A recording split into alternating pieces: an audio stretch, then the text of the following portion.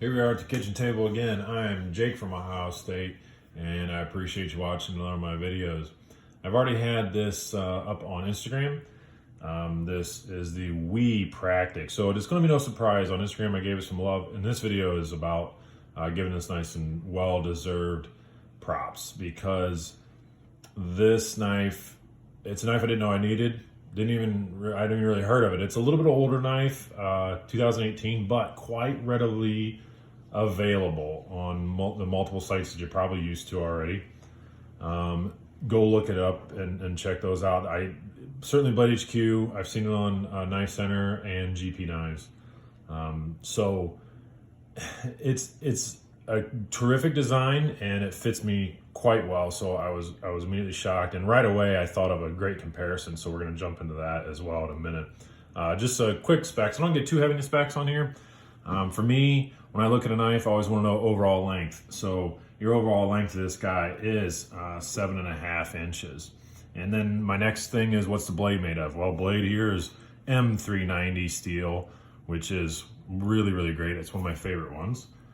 And the weight is just over 3 ounces. Now that is not groundbreaking. That's nothing that's crazy. However, I think it is something worth noting because to me, this looks like it's going to be a full-size knife, something that's going to be a little higher than 4 ounces. But I'll put up some pictures as I'm talking about this. They did a lot of milling in here on these lighters, like a lot. There's some big windows cut out in it, and it just really kept it light. This guy is running on some ball bearings inside of there, and I will put those pictures up as well because they did a terrific job of cutting out. There's a recessed groove in the blade itself, and the ball bearings are caged and they sit inside of that groove, which I think is just a fantastic job. So, first time I held this knife, I really almost immediately just fell in love, and it was really even love at first flip. And that's obviously largely in part due to those ball bearings, but the weight of it, the design, it is a simple design. It is something that is quite practical. That's the best word. It is, it's not a pun that this is called Practic and it is practical, but maybe that's what they were going for. Maybe they were throwing a dad joke in there, so I got to give them credit for that.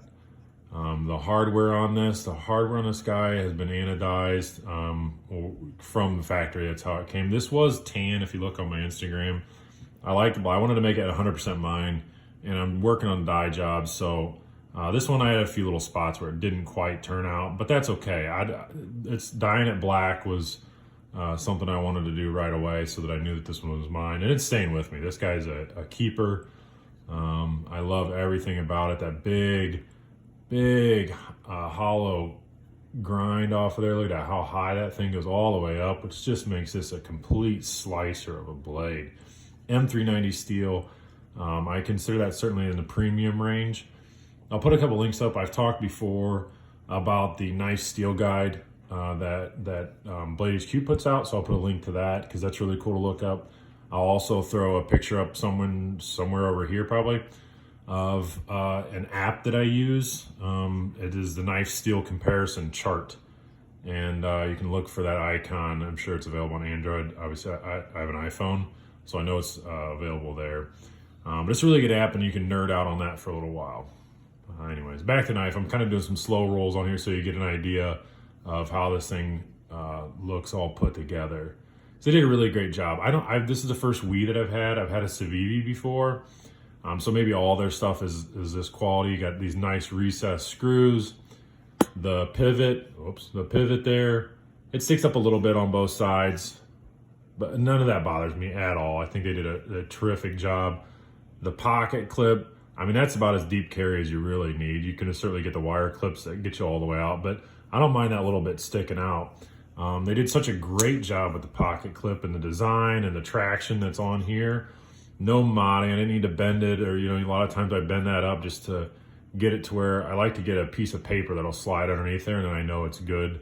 That's the kind of tension I want. But this didn't need any of that. I have to wear dress pants at work, and so this guy slides in and out of the dress pants even perfectly fine. Action on there, as I said before, boy, you get that ball bearing nice, and put some pivot lube in there, and it really just works quite well. it's a good looking knife too, the overall clean lines of it. You know, you got a flipper tab sticking out here, but that's fine. You know, everything else is super clean, super well done. On the back side of that flipper tab, speaking of that, you do got some pretty aggressive jimping. Maybe somebody won't like that, but I think that allows you to really lock in there. You can feel them, and it really locks in there when you're gonna go to flip. There's no problem whatsoever. Of course, they did continue that jimping, as you've seen as I was moving around, right up on the back of the blade. This is not as aggressive, all right? This has been rounded off. I do love the extra touch of those first three to be kind of extended out there. I think all that makes for a really, really nice looking knife. So 7.5 inches overall, I already said that, and that little bit of the 3 ounces or so. So 7.5, I think is probably about the sweet spot. 7.5 to 8 inches is the sweet spot for me. So that knife really falls in line with that. The grip is really, really nice as well. I can get all 4 fingers on there. They're not bunched up. As I said before, if you follow along, I wear extra large gloves, and the Gorilla Paws really dig it. I can even choke up a bit with my thumb if I wanted to, and I can still hit that little jimping row on the back side of there. It does have, you can see a little forward finger choil there. It's not big, but you can use it if you needed to, but there's really not much of a need to. I think everything about this guy is just it's a great, great design. It's a great design. So comparison, as I mentioned before, the first comparison, as soon as I held this, really came to mind of the Bugout, our beloved Bugout here in the EDC community, in the knife community, the knife world. It almost is such a, excuse me, such a close comparison on many things. So you can see the lengthwise, I got 7.5 here, I've got 7.4 here. Weight-wise, yep, you're dropping a full ounce. There's no doubt that's one of the really good things about the Bugout is how lightweight it is. And that is really partial to a lot of things. They have no liners inside here. It's very, very thin, and it's even milled out inside of the scales itself. S30, yeah. S30V on the blade that we're all familiar with. Yep, S30V there. Now look though, this Ranger Green, and most of them, you're looking at around $145 for this guy, 140 somewhere in there. Well, this guy's sitting the same thing, 145 bucks. All right, so S30V. Now I looked this up, and someone can correct me again. The polymer, so GFN, FRN, but I certainly didn't see anywhere it was listed as G10. Again, don't have a problem with that. I'm not putting down the Bugout, but a direct comparison to me, I think that the Practic, I would recommend the Practic if you're into the mood to get, to me, these are higher end knives, how about at 150 bucks roughly. If you're in the mood to get a higher end knife, I would actually suggest this Practic over the Bugout. And that's, I mean, you're winning on the blade steel. Like, nothing wrong with the S30. I have a couple of knives that have S30, S35, and I think it's a great steel, but that M390, that really is a step up. Same thing here in the handle wise. I've never had an issue with the handle, regular polymer, but I mean, to get scales that are G10 and then your liners inside of there that are really milled out. All right, well, the same thing. Pivot wise, that I talked about the pivot on this. You're getting ball bearing over here, like I said.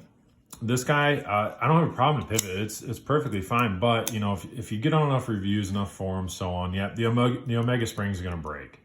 All right, are you going to not have any problems? Well, ball bearings you can get dirt in and so on, but I don't know about you. I've never had an issue where a ball bearing broke or anything like that. Like, yeah, it might get gritty over time, but I've not had anything to do with that.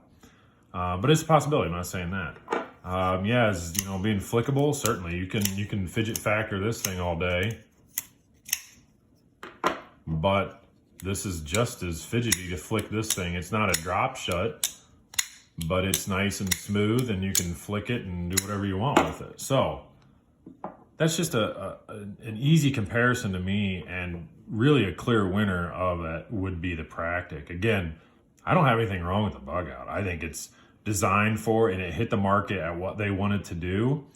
But in all fairness, and I've said this to other people, and I'll say it on here as well, this is about $110 knife, and I've had many people agree with me, and I've also heard that from other people. You're paying a little more for the old butterfly logo on there. That is what it is, though. That's every manufacturer does that. When they get popular enough, they can charge a little more for it. But that S30 and this handle material, I mean, that really kind of reminds me of a nice Native 5. And these guys are 125 bucks. Now, granted, it doesn't have the Omega spring and so on, but you know, that's kind of more what that reminds me of. And so I can leave that guy out there because I love this knife so much. Gives you a good comparison anyways. So 145, 145, 125, just as a comparison, you know, and this is the St. Nick's exclusive with 4V in it for the blade steel. This guy's S30V. You got, again, M390. You know, I don't know. To me, I would recommend this one. I think it's a great buy. It really is, and fits my hands quite nicely. One more little comparison just so you get an idea. And because I really like this knife, the Spyderco Alcyon. Then I did a review of that as well earlier. So, I think it's going to wrap it up, guys. Again, this is just a terrific knife. I was extremely ecstatic. This came through a trade as well. If I haven't already mentioned it, I can't remember if I mentioned it at the beginning of the video or not. But I'm going to give him a shout out again. I've done it before because we traded so many times. Robert Anderson, 1925, over on Instagram. We've traded, I think, maybe 3 or 4, possibly 5. Maybe this was the 5th trade. And always goes off great. So he's got a really good collection and seems to always be willing to trade and help me out. So that's one of the best parts about this, you know, ending my review here is the comments, the questions, or anything to that effect. Subscribe if you'd like.